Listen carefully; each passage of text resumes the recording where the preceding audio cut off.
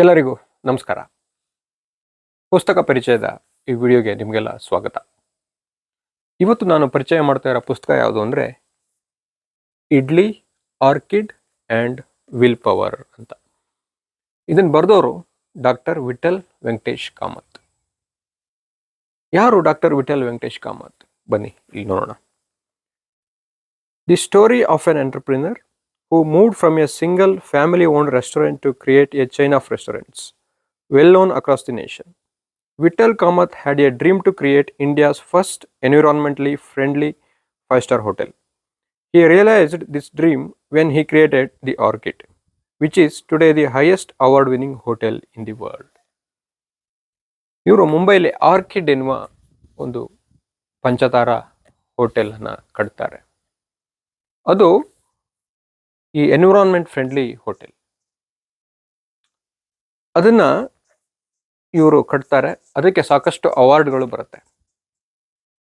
ಅವರ ಕಥೆಯೇ ಇದರಲ್ಲಿದೆ. ಆಟೋಬಯೋಗ್ರಫಿಕಲ್ ಅಕೌಂಟ್ ಅಂತ ಹೇಳ್ಬಹುದು. ಡಾಕ್ಟರ್ ವಿಠಲ್ ವೆಂಕಟೇಶ್ ಕಾಮತ್ ಯಾರು ಇವರು? ಇದರಲ್ಲಿ ಏನು ಹೇಳಿದ್ದಾರೆ? ಇದರಲ್ಲಿ ನನಗೆ ಮೊದಲು ಆಕರ್ಷಿಸಿದ್ದು ಏನು ಅಂದರೆ ಇಲ್ಲಿರುವ ಒಂದು quote, a child gives birth to a mother. Vithal Venkatesh Kamath. ಅರೆ ಇದು ಯಾವ ಥರ? ಇದು ಬೇರೆ ಥರ ಇದೆಯಲ್ಲ. Mother gives birth to a child, but he says a child gives birth to a mother. ನೀವು ಯೋಚನೆ ಮಾಡಿ ನೋಡಿ, ಒಬ್ಳು ತಾಯಿ ಅಂತ ಅನ್ಸ್ಕೊಳ್ಳೋದು ಯಾವಾಗ ಅಂದರೆ ಅವಳಿಗೆ ಮಕ್ಕಳಿರಬೇಕು, ಆಗ ಅವಳು ತಾಯಿ ಆಗ್ತಾಳೆ. ತಾಯಿ ಅಂತ ಕರೆಸ್ಕೊಳ್ಳೋದು ಅವರಿಂದ ಅವಳು. ಅದನ್ನ ಇವರು ಬರೆದಿದ್ದಾರೆ. ಎ ಚೈಲ್ಡ್, ಒಂದು ಮಗು ಹುಟ್ಟಿತು ಅಂದರೆ ತಾಯಿಯೂ ಹುಟ್ಟಿದ್ಲು ಅಂತ ಅರ್ಥ ಆಗ್ತದೆ ಅಲ್ವಾ? ಅದೇ ನನಗೆ ಬಹಳ ಅಪೀಲ್ ಆಯಿತು. ಅರೆ ಇದು ಬೇರೆ ಥರ ಯೋಚನೆ ಅಲ್ಲ ಇದು ಅಂತ. ಹಾಗಾಗಿ ನನಗಿದು ಬಹಳ ಆಸಕ್ತಿಯಿಂದ ಈ ಪುಸ್ತಕವನ್ನು ಓದಿದೆ. ಬಹಳ ಚೆನ್ನಾಗಿ, ಬಹಳ ಇನ್ಸ್ಪೈರಿಂಗ್ ಆಗಿದೆ. ನೀವೆಲ್ಲ ಈ ಪುಸ್ತಕವನ್ನು ಒಂದ್ಸಲಿ ಓದಿ ನೋಡಿ. ನನಗೆ ಬಹಳ ಖುಷಿ ಕೊಟ್ಟಂತಹ ಪುಸ್ತಕ ಇದು. ಇತ್ತೀಚಿನ ದಿವಸಗಳಲ್ಲಿ ನಾನು ಓದಿದ ಪುಸ್ತಕಗಳಲ್ಲಿ ಅತಿ ಹೆಚ್ಚು ಖುಷಿ ಕೊಟ್ಟಿದ್ದು ಈ ಪುಸ್ತಕ. ಕೇವಲ 200 ಪುಟಗಳಿದೆ ಅಷ್ಟೇ. ಇಲ್ಲಿ ಇವರ ತಂದೆ ಬಗ್ಗೆ ಕೆಲವು ಮಾತುಗಳನ್ನು ಹೇಳ್ತೀನಿ. ಇವರೇ ಹೇಳಿದತ್ತೆ. ವೆಂಕಟೇಶ್ ಕಾಮತ್ ಅಂತ, ಕಾರವಾರ ಆ ಕಡೆ ಅವರು ಅವ್ರ ತಾಯಿಯ ಗರ್ಭದಲ್ಲಿರುವಾಗಲೇ ಅವ್ರ ತಂದೆಯನ್ನು ಕಳ್ಕೊತಾರೆ. ಆಗ ಏನಾಗತ್ತೆ, ಅವರು ಬ್ಯಾಡ್ ಲಕ್ ಅಂತ ಅನ್ಸ್ಕೊಬಿಡ್ತಾರೆ. ಅದೆಲ್ಲ ಅವರಿಗೆ ಆಗಿರ್ಬೋದು. ಅದರಿಂದ ಅವರು ಆ ರೀತಿಯಾಗಿ ತಂದೆ ಇಲ್ಲದೆ ಹುಟ್ಟುತ್ತಾರೆ. ನಂತರ 8ನೇ ವಯಸ್ಸಿಗೆ ಮುಂಬೈಗೆ ಬರ್ತಾರೆ. ಅಲ್ಲಿ ಬಂದು ಕ್ಲೀನರ್ ಆಗಿ ಹೋಟೆಲ್ಗಳಲ್ಲಿ ಸೇರ್ಕೋತಾರೆ. ನಂತರ ಹೀಗೆ ಮೇಲ್ಮೇಲೆ ಹೋಗ್ತಾ ಹೋಗ್ತಾ ಇವರು ಕೆಲವು ಹೋಟೆಲ್ ಮ್ಯಾನೇಜರು ಆ ಥರ ಎಲ್ಲ ಆಗ್ತಾರೆ. ಇವರ ಪ್ರಾಮಾಣಿಕತೆಯನ್ನು ನೋಡಿ ಅಲ್ಲಿನ ಒಬ್ಬರು ಹೋಟೆಲ್ ನಡೆಸೋರು, ನನ್ನ ಮಗಳನ್ನ ಮದುವೆ ಆಗ್ತೀರಾ ಅಂತ ಕೇಳ್ತಾರೆ. ಇವರು, ಈಗ ಇಲ್ಲ, ನಾನೇ ಒಂದು ಹೋಟೆಲನ್ನು ನಡೆಸುವಂತಾಗಲಿ, ಆಗ ನಾನು ಆಗ್ತೀನಿ ಅಂತ ಹೇಳ್ತಾರೆ. ನಂತರ ಅವರು ಒಂದು ಹೋಟೆಲನ್ನು ಕಟ್ಟಿ ಅವರನ್ನೇ ಮದುವೆ ಆಗ್ತಾರೆ. ಅದು ಬಹಳ ಚೆನ್ನಾಗಿದೆ. ಆಮೇಲೆ ಇವರು ವೆಂಕಟೇಶ್ ಕಾಮತ್ರು ತಮ್ಮ ಮಕ್ಕಳ ಜೊತೆ ಜಾಸ್ತಿ ಇರ್ತಾ ಇರಲಿಲ್ಲ. ಅವರು ಒಂಥರ ಸ್ಟ್ರಿಕ್ಟ್ ಪರ್ಸನ್ ಥರ ಇದ್ರು. ಬೆಳಗ್ಗೆ ಮುಂಚೆ ಎದ್ದು ಹೋಗ್ತಾ ಇದ್ರು, ರಾತ್ರಿ ಬರ್ತಾ ಇದ್ರು. ಅವ್ರು ಇಲ್ದಿದ್ದೇ ಇವರಿಗೆ ಖುಷಿ ಕೊಡ್ತಾ ಇತ್ತು. ಯಾಕೆಂದರೆ ಅವರು ಮಕ್ಕಳು ಏನಾದ್ರು ಅಶಿಸ್ತಿಂದ ಇದ್ದರೆ ಅವ್ರಿಗೆ ಹೊಡೆಯೋದು, ಅವ್ರು ತಮ್ಮ ಹೆಂಡತಿಗೂ ಎಲ್ಲೋ ಕೆಲವು ಕಾಲ ಹೊಡಿತಿದ್ರು ಅಂತ ಬರ್ಕೊಂಡಿದ್ದಾರೆ. ಅಂದರೆ ಶಿಸ್ತಿನ ಮನುಷ್ಯ ಅಂತ. ಅದೆಲ್ಲ ಹೊಡೆಯೋದು ಯಾಕೆ ಇವತ್ತಿನ ಕಾಲದಲ್ಲಿ ಅದು ಸಾಧ್ಯ ಇಲ್ಲ ಅಂತ ಇವ್ರು ಬರ್ಕೋತಾರೆ ವಿಠಲ್ ಕಾಮತ್ರು. ಅಂದಿನ ಕಾಲದಲ್ಲಿ ಮಕ್ಕಳು ಶಿಸ್ತಾಗಿರಲಿ ಎನ್ನುವ ಉದ್ದೇಶದಿಂದ ಹೊಡಿತಿದ್ರು ಬಿಟ್ಟರೆ ಅದರಲ್ಲಿ ಯಾವುದೇ ದುರುದ್ದೇಶ ಇರ್ತಾ ಇರಲಿಲ್ಲ. ಹಾಗಾಗಿ ಅವ್ರಿಗೆ ಅದೇನು ವಿಶೇಷ ಅಂತ ಅನಿಸ್ತಾ ಇರಲಿಲ್ಲ. ಮತ್ತು ತಂದೆಯ ಬಗ್ಗೆ ಅಗೌರವ ಉಂಟಾಗ್ತಾ ಇರಲಿಲ್ಲ. ಹೆದರ್ತಿದ್ರು ಬಿಟ್ಟರೆ ಅಗೌರವ ಇರಲಿಲ್ಲ ಅಂತ. ಆ ಪ್ರೀತಿ ಹಾಗೆ ಇರ್ತಾ ಇತ್ತು ಅಂತ. ಅವ್ರ ಮಕ್ಕಳನ್ನೆಲ್ಲ ಹೇಗೆ ಬೆಳೆಸಿದ್ರು ಅಂತ. ಇವರು 6 ಜನ ಮಕ್ಕಳು ಅಂತ ಅನ್ಸುತ್ತೆ ಬರ್ಕೊಂಡಿದ್ದಾರೆ. ಇರಲಿ, ವಿಠಲ್ ಕಾಮತ್ರು ಒಬ್ರು. ಹೀಗೆ ಅವರ ಕತೆ ಪ್ರಾರಂಭ ಆಗುತ್ತೆ. ಅಲ್ಲಿ ಅವರ ಶಾಲೆಯ ದಿನಗಳನ್ನೆಲ್ಲ ನೆನಪು ಮಾಡ್ಕೋತಾರೆ. ಯಾವ ರೀತಿ ಉತ್ತಮ ಮೇಸ್ಟ್ರುಗಳಿದ್ರು, ಇವತ್ತು ಶಿಕ್ಷಣ ಹೇಗೆ ಕಮರ್ಷಿಯಲೈಸ್ ಆಗಿದೆ, ಅವ್ರು ಇವತ್ತಿನ ಟೀಚರ್ ಹೇಗೆ ಬದಲಾಯಿತು ಅನ್ನೋದನ್ನು ಹೇಳ್ತಾರೆ. ಸೆಲ್ಫ್ ಸರ್ವಿಂಗ್ ಕಮರ್ಷಿಯಲ್ ರೋಬೋಟ್ಸ್ ಅಂತ ಬರೀತಾರೆ. ಇವತ್ತಿನ ಶಿಕ್ಷಣದಲ್ಲಿ ಮೇಸ್ಟ್ರುಗಳು ಹೇಗಿರ್ತಾರೆ, ಕಮರ್ಷಿಯಲ್ ಆದಾಗ ಅಂತ ಬರೀತಾರೆ. ಆ ಜನ್ರೇಷನ್ ಆಫ್ ಟೀಚರ್ಸನ್ನು ನಾವು ಕಳ್ಕೊಂಡಿದ್ದೀವಿ. ಇವತ್ತು ಈ ರೀತಿಯಾಗಿ ಕಮರ್ಷಿಯಲೈಸ್ ಆಗಿ ಒಂಥರ ಆರ್ಟಿಫಿಷಿಯಲ್ ಆಗಿರ್ತಾರೆ ಅನ್ನೋದನ್ನು ಬರ್ಕೊಂಡಿದ್ದಾರೆ. ಈ ರೀತಿ ಹಲವು ಎಲ್ಲವನ್ನು ಒಂದು ಪುಟದಲ್ಲೂ ನಿಮಗೆ ಒಂದೊಂದು ವಿಚಾರ ಇವ್ರ ಕೋಟ್ಗಳು ಸಿಗುತ್ತೆ. ಅದು ಬಹಳ ಚೆನ್ನಾಗಿರುತ್ತೆ. ನಂತರ ಇವ್ರ ತಂದೆಯ ಜೊತೆಗೆ ಇವರು ಹೋಟೆಲ್ನಲ್ಲಿ ಇವರ ಸ್ಟಡೀಸ್ ಎಲ್ಲ ಆದಮೇಲೆ ಹೋಟೆಲ್ ನಡೆಸೋದಕ್ಕೆ ಹೋಗ್ತಾರೆ. ಅವ್ರ ತಂದೆ ಜೊತೆಗಿರ್ತಾರೆ. ನಂತರ ಇವರು ತಂದೆ ಹತ್ರ ಹೇಳ್ತಾರೆ, ನಾನು ಹೊರದೇಶಗಳನ್ನು ನೋಡ್ಕೊ ಬರ್ತೀನಿ, ಅಲ್ಲಿ ಸ್ವಲ್ಪ ಕೆಲಸ ಮಾಡ್ತೀನಿ. ಲಂಡನ್ಗೆಲ್ಲ ಹೋಗ್ತಾರೆ. ಅಲ್ಲಿ ಕೆಲವು ಹೋಟೆಲಲ್ಲಿ ಕೆಲಸ ಮಾಡ್ತಾರೆ. ಇಡ್ಲಿಯನ್ನು ಅಲ್ಲಿ ಫೇಮಸ್ ಮಾಡ್ತಾರೆ ಇವರು. ಇಡ್ಲಿ ಇವ್ರ ತಾಯಿ ಬಹಳ ಚೆನ್ನಾಗಿ ಇಡ್ಲಿ ಮಾಡ್ತಾರೆ ಅಂತ ಬರ್ಕೊಂಡಿದ್ದಾರೆ. ಈ ಕಾಮತ್ರು ನೋಡಿ, ಕಾಮತ್ರು ಹೋಟ್ಲು ಅಂತ ನಾವು ಹೇಳ್ತೀವಿ. ಹಲವು ಕಾಮತ್ರು ಹೋಟ್ಲುಗಳು ನಮಗೆ ಪೇಟೆಯಲ್ಲಿ ಸಿಗ್ತಾ ಇರುತ್ತೆ. ಅವ್ರದ್ದು ಆ ಒಂದು ಉದ್ಯಮಶೀಲತೆ ಅನ್ನೋದು ಅವರಲ್ಲಿ ಇದೆ, ಅವ್ರ ಬ್ಲಡ್ಡಲ್ಲೇ ಇದೆ ಅಂತ ಹೇಳ್ತಾರೆ. ಕಾಮತ್ರು ಹೋಟ್ಲು ಇಡ್ಲಿ ಎಲ್ಲ ಭಾಳ ಚೆನ್ನಾಗಿ ಮಾಡ್ತಾರೆ. ಸೊ ಇವ್ರ ತಾಯಿನೂ ಭಾಳ ಇಡ್ಲಿಯನ್ನು ಚೆನ್ನಾಗಿ ಮಾಡ್ತಾರೆ ಅಂತ ಹೇಳ್ಕೊಂಡಿದ್ದಾರೆ. ಅದೇ ರೀತಿ ಇವರು UK ಇಡ್ಲಿಯನ್ನು ಪ್ರಚಲಿತಗೊಳಿಸ್ತಾರೆ. ನಂತರ ಇವರ ಆ ಹೋಟೆಲ್ ಮಾಲೀಕರು ಅದನ್ನು ನನ್ನ ಮಗಳನ್ನ ಮದುವೆ ಆಗ್ತೀಯ ಅಂತ ಇವರಿಗೆ ಪ್ರಪೋಸಲ್ ಬರುತ್ತೆ. ಇವರು ಬಹಳ ವಿನಯದಿಂದ ಅದನ್ನು ನಿರಾಕರಿಸ್ತಾರೆ. ನಂತರ ಬೇರೆ ಬೇರೆ ದೇಶಗಳಿಗೆ ಹೋಗ್ತಾರೆ, ಭಾರತಕ್ಕೆ ಬರ್ತಾ ಇರ್ತಾರೆ. ಹಲವು ಅನುಭವಗಳು ಅವರಿಗೆ ಆಗುತ್ತೆ. ಇವರು ಕಾಮತ್ ಗ್ರೂಪ್ ಆಫ್ ಹೋಟೆಲ್ಸ್ ನಡೀತಾ ಇರುತ್ತೆ. ಇವರ ಫ್ಯಾಮಿಲಿಲಿ ಒಂದು ಇದಾಗುತ್ತೆ. ಇವರು ಯಾವಾಗಲೂ ಯುನಿಕ್ ಆಗಿ ಯೋಚನೆ ಮಾಡ್ತಾರೆ. ಇವ್ರದ್ದೊಂದು ಹೋಟ್ಲ್ ಬಗ್ಗೆ ಇವರು ಮಾತಾಡ್ತಾ ಹೇಳ್ತಾರೆ. ಒಂದು ಹೈವೇಲಿ ಒಂದು ಹೋಟ್ಲ್ ಇರುತ್ತೆ, ಅಲ್ಲಿ ಯಾಕೋ ಜನರು ಬರ್ತಾನೆ ಇರಲ್ಲ. ಆಗ ಇವ್ರ ತಂದೆಗೆ ಫೋನ್ ಮಾಡಿ, ಒಂದಿಷ್ಟು ಮನೇಲಿರೋ ಏನೇನು ಕಾರ್ ಇದೆ ಅದಷ್ಟು ಕಳಿಸ್ಬಿಡಿ ಅಂತ ಹೇಳ್ತಾರೆ. ಏನು ಮಾಡಿದ್ರು, ಇವರು ಪಾರ್ಕಿಂಗಲ್ಲಿ ಎಲ್ಲ ಒಂದು 4-5 ಕಾರ್ ನಿಲ್ಲಿಸ್ಬಿಡ್ತಾರೆ. ಆಗ ಹೈವೇಲಿ ಹೋಗ್ತಾ ಇರೋರೆಲ್ಲ ಈ ಹೋಟ್ಲ್ ಹತ್ರ ಕಾರ್ ನಿಂತಿದೆಯಲ್ಲ, ನೋಡ್ಕೊಬರೋಣ ಅಂತ ಅವರು ಬಂದು ಹೋಟ್ಲಿಗೆ ಬರ್ತಾರೆ. ಅಲ್ಲಿ ಬಂದು ಊಟ ಮಾಡ್ಕೋತಾರೆ. ಹಾಗೆ ಜನಜಂಗುಳಿ ಜಾಸ್ತಿ ಆಗ್ತಾ ಹೋಯಿತು. ಅದೊಂದು ಪ್ಲ್ಯಾನ್ ಮಾಡ್ತಾರೆ. ಆಮೇಲೆ ಏನು ಮಾಡ್ತಾರೆ ಅಂದರೆ, ಈ ವಾಶ್ರೂಮಲ್ಲಿ ಮೇಕಪ್ ಕಿಟ್ಗಳನ್ನೆಲ್ಲ ತಲೆಗೆ ಹಣ್ಣಿಗೆ ಅದನ್ನೆಲ್ಲ ಇಟ್ಟಿರ್ತಾರೆ. ಅವರ ಹೆಂಗಸರು ಅಲ್ಲಿ ಹೋದಾಗ ಇವರು ಇಲ್ಲಿ ಕೂತಿರ್ತಾರೆ. ನೀವೊಂದು ಟೇಸ್ಟ್ ಮಾಡಿ, ಅವ್ರು ಬರೋದು ಹೆಂಗೂ ಲೇಟ್ ಆಗುತ್ತೆ ಅಂತ ಅವ್ರಿಗೆ ಏನೊಂದು ಕೊಡೋದು. ಅದನ್ನ ಅವ್ರು ತಿಂತಾರೆ. ನಂತರ ಅವ್ರ ಹೆಂಡತಿ ಅಥವಾ ಹೆಂಗಸರು ಬಂದ ಮೇಲೆ ಅವರಿಗೂ ಅದನ್ನು ಸರ್ವ್ ಮಾಡೋದು. ಈ ರೀತಿಯಾಗಿ ಯುನಿಕ್ ಆಗಿ ಅವರು ಯೋಚನೆ ಮಾಡ್ತಿದ್ರು ಅಂತ. ಈ ರೀತಿ ಹಲವು ಯೋಚನೆಗಳು ಅವರಲ್ಲಿ ಇರ್ತಾ ಇತ್ತು ಅಂತ. ಅವ್ರ ತಂದೆಯೊಂದಿಗೆ ಅವ್ರು ಅದನ್ನೆಲ್ಲ ಹೇಳ್ತಾ ಇದ್ರು, ಈ ರೀತಿ ಮಾಡೋಣ ಅಂತ. ತಂದೆ ಮೊದಲು ನಿರಾಕರಿಸ್ತಿದ್ರು, ಅಥವಾ ಅದೆಲ್ಲ ಎಲ್ಲಾಗುತ್ತೋ, ನಿಂಗೆ ಅರ್ನ್ ಮಾಡಕ್ಕೆ ಬರುತ್ತೇನೋ ಅಂತ ಹೇಳ್ತಾ ಇದ್ರು. ಆದರೆ ನಂತರ ಅವರು ಅದು ಸಕ್ಸಸ್ ಆದಮೇಲೆ ಇವರು ಬೆನ್ನನ್ನು ತಟ್ತಾ ಇದ್ರು ಅಂತ.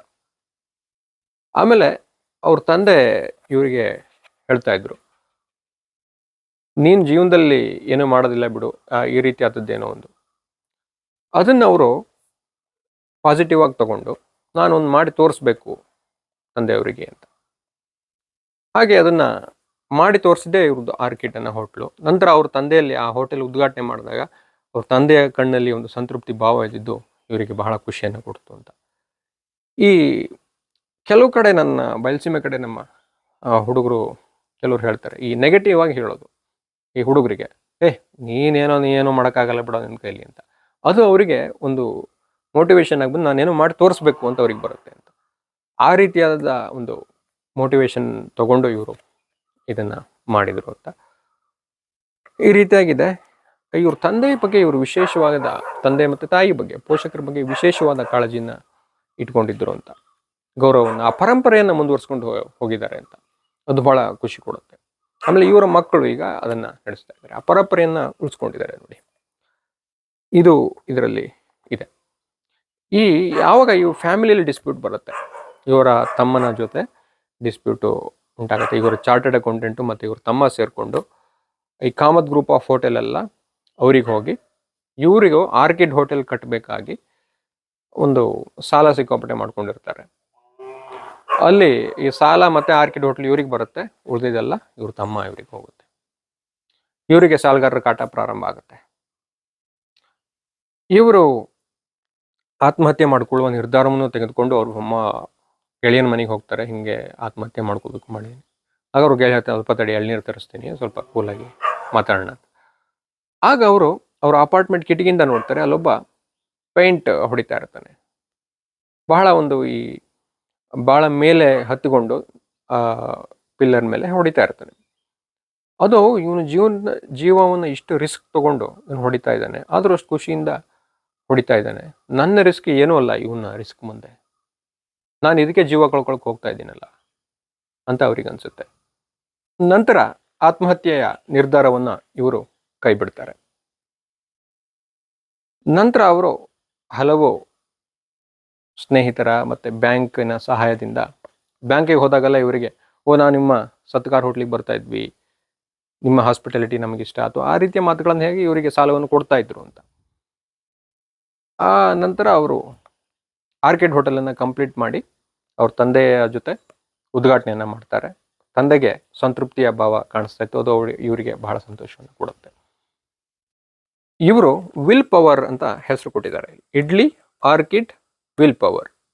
ಇಡ್ಲಿ ಗೊತ್ತು ನಿಮಗೆ, ಇವ್ರು ಹೇಗೆ ಲಂಡನ್ಗೆ ಹೋಗಿ ಅಲ್ಲಿ ಇಡ್ಲಿಯನ್ನು ಫೇಮಸ್ ಮಾಡ್ತಿದ್ರು, ಇವ್ರ ತಾಯಿ ಒಳ್ಳೆ ಇಡ್ಲಿ ಮಾಡ್ತಾ ಇದ್ರು, ಅದನ್ನೆಲ್ಲ ಇತ್ತು. ಆರ್ಕಿಡ್ ಇವರು ಕಟ್ಟಿದಂತಹ ಹೋಟೆಲು.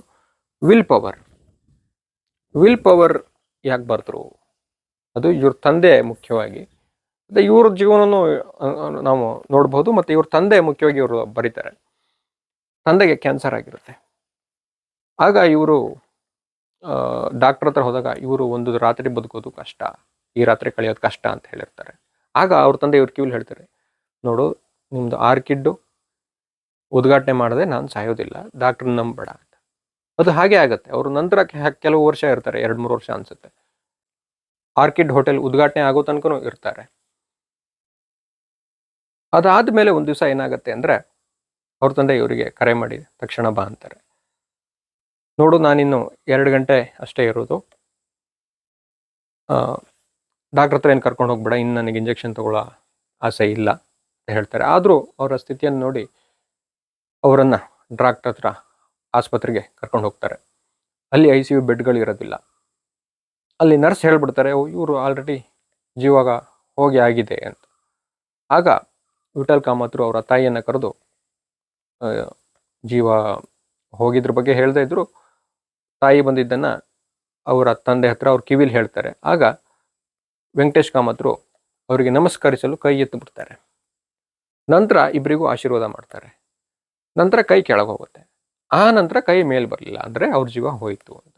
ಅಂದರೆ ಆ ವಿಲ್ ಪವರ್ ಅವರನ್ನು ಈ ರಾತ್ರಿ ಕಳೆಯೋದಿಲ್ಲ ಅಂತ ಹೇಳ್ದಿದ್ದವರು ಇವರ ಹೋಟೆಲ್ ಉದ್ಘಾಟನೆ ಆಗೋ ತನಕ ಇದ್ದರು, ಮತ್ತೆ ನಾನಿನ್ನು 2 ತಾಸಲ್ಲಿ ಸಾಯ್ತೀನಿ ಅಂತ ಹೇಳಿ ಹಾಗೇನೆ ಅವರು ತಮ್ಮ ಜೀವವನ್ನು ಕಳ್ಕೊಳ್ತಾರೆ, ಅಸುನೀಗಿದ್ರು ಅಂತ. ಇದು ವಿಲ್ ಪವರ್ ಬಗ್ಗೆ ಅವ್ರು ಹೇಳಿದ್ದು. ವೈದ್ಯಕೀಯ ವ್ಯವಸ್ಥೆ ಏನು ಹೇಳ್ತು ಅಂದರೆ ಇವರು 1 ದಿವಸನೂ ಬದುಕಲ್ಲ ಅಂತ. ಆದರೆ ಇವರು 2-3 ವರ್ಷ ಅದು ಹೇಳಿದ ನಂತರ ಈ ಹೋಟೆಲ್ ಉದ್ಘಾಟನೆ ಆಗೋ ತನಕ ಇದ್ರು ಅಂತ. ಅದು ಬಹಳ ಚೆನ್ನಾಗಿ ಬರೆದಿದ್ದಾರೆ. ಈ ಪುಸ್ತಕದಲ್ಲಿ ಇನ್ನೂ ಹಲವು ವಿಚಾರಗಳಿದೆ, ನಾನು ಅಷ್ಟನ್ನು ಕವರ್ ಮಾಡೋಕೆ ಆಗ್ತಾ ಇಲ್ಲ. ನೀವು ಓದಿ ನಿಮಗೆ ಏನು ಅನ್ನಿಸ್ತು ಅನ್ನೋದನ್ನ ಹೇಳಿ. ಆಮೇಲೆ ಅವರು ಈ ಐಡಿಯಾಲಜಿ ಮತ್ತು ಬಿಸ್ನೆಸ್ಸು ಒಟ್ಟಿಗೆ ಇರೋದಕ್ಕೆ ಸಾಧ್ಯ ಇಲ್ಲ ಅನ್ನೋದನ್ನು ಒಪ್ಕೊಳ್ಳೋದಿಲ್ಲ. ಸಾಧ್ಯ ಇದೆ ಅಂತ. ಈಗ ಎನ್ವಿರಾನ್ಮೆಂಟ್ ಫ್ರೆಂಡ್ಲಿ ಹೋಟೆಲನ್ನು ಮಾಡಿದರು. ಆ ಹೋಟೆಲ್ ಬಗ್ಗೆನೂ ಹಲವು, ಆ ಹೋಟೆಲ್ ಹೇಗೆ ಅಂದರೆ ಅಲ್ಲಿ ಹೆಚ್ಚಿಗೆ ಕರೆಂಟ್ ಖರ್ಚಾಗದೇ ಇದ್ದಂಗೆ, ನೀರು ಖರ್ಚಾಗದೇ ಇದ್ದಂಗೆ ಬೇರೆ ಬೇರೆ ವ್ಯವಸ್ಥೆಗಳಿದೆ. ಅಲ್ಲಿ ಇರೋ ವೇಸ್ಟೇಜ್ಗಳನ್ನೆಲ್ಲ ಏನು ಮಾಡ್ತಾರೆ ಅಂದರೆ ಗೊಬ್ಬರ ಮಾಡ್ತಾರೆ, ಅದು ಎನ್ವಿರಾನ್ಮೆಂಟ್ ಫ್ರೆಂಡ್ಲಿ ಆಗಿದೆ. ಈ ರೀತಿಯಾಗಿ ಹಲವು ಎನ್ವಿರಾನ್ಮೆಂಟಲ್ ಫ್ರೆಂಡ್ಲಿ ವಿಚಾರಗಳನ್ನು ಇಟ್ಕೊಂಡಿದ್ದಾರೆ ಹೋಟ್ಲಲ್ಲಿ ಅಂತ. ಹೀಗಿದೆ ಅದು. ಈ ಪುಸ್ತಕ ಬಹಳ ಇನ್ಸ್ಪೈರಿಂಗ್ ಆಗಿದೆ. ನೀವು ಓದಿ ನಿಮ್ಗೇನು ಅನ್ನಿಸ್ತು ಅಂತ ಹೇಳಿ. ಧನ್ಯವಾದಗಳು.